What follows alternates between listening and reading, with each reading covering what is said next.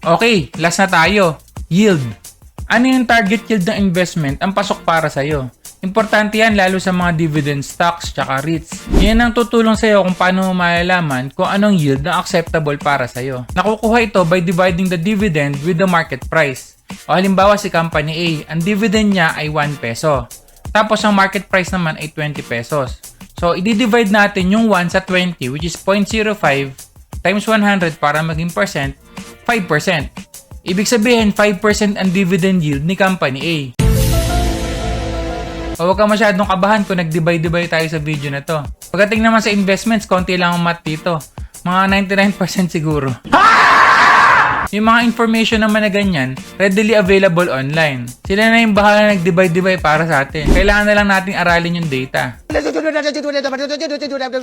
One example is TradingView, which is not our sponsor for this video. Wala pa tayong sponsor eh.